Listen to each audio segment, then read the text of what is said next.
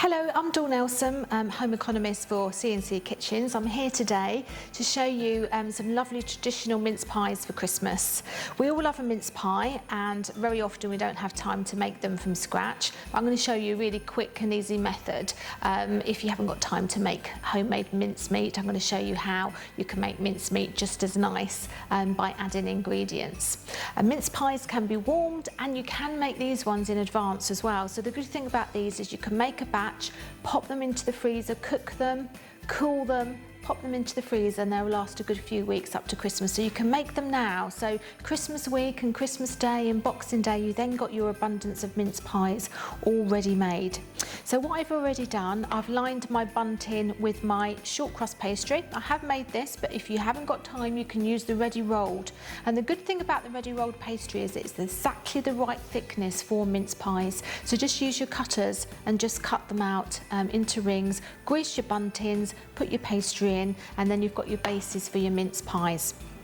Now, using a jar of mincemeat, you've got some lovely luxury mincemeats out there in the supermarkets at the moment, but you can add ingredients to them. And if you add other ingredients to a jar of mincemeat, it's almost like homemade because you make it unique to yourself.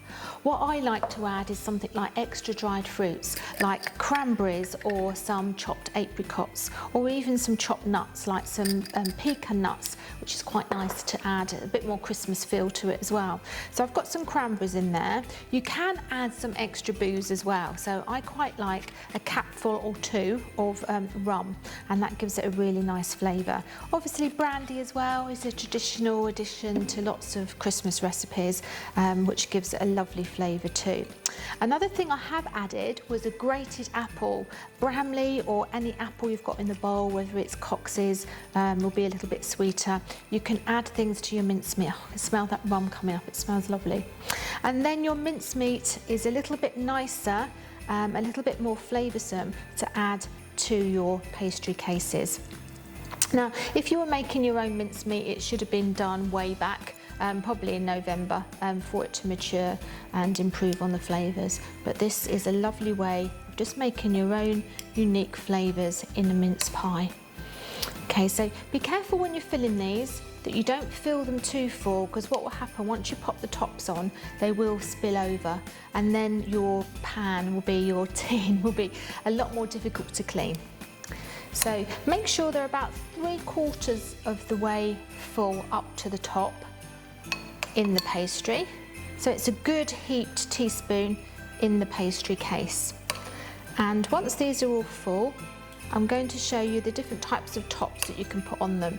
You can do the traditional just flat top on your mince pie, or you can do a nice shape. So if you've got any cutters at home, some stars or some heart shapes, you can cut some nice shapes out of the top and just make them a little bit different to the normal flat top mince pies.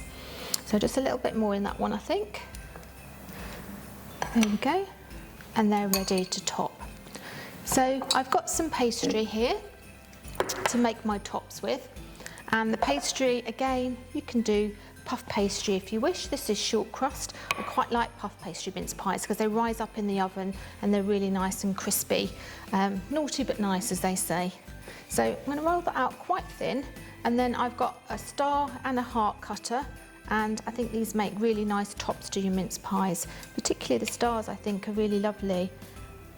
Or a snowflake. I have seen snowflakes as well, and they look really lovely on your mince pies. Or a little heart shape, because we all like to give a little bit of love at Christmas. A little heart shape there as well. Now, what you can do to make sure that they stick is to make sure you just press a little bit of milk on the top, so that the outer pastry on the top sticks to the outside rim of the lower pastry that you've lined. So I'm just going to continue putting my heart shapes and my star shapes all onto the top of my pastry before I bake them in the oven. Now these go into hot oven, 180, and they'll take about 20-25 minutes until the pastry's risen and they become nice and crisp. Brush them all over with milk before you place them in the oven, and then they'll rise up lovely. Okay, so the mince pies are out of the oven now. They've risen beautifully, all golden brown. I'm just going to dust them with a little bit of icing sugar. Make them very traditional, very snow looking and very Christmassy. To add a little bit of extra sparkle, I've got some luster dust, which is like a glitter, like a Christmas glitter you can buy in most supermarkets now. And a little bit of the luster on them just gives them that lovely little Christmas sparkle. You get covered in glitter as well. And then we've got some lovely, sparkly heart and star mince pies for Christmas.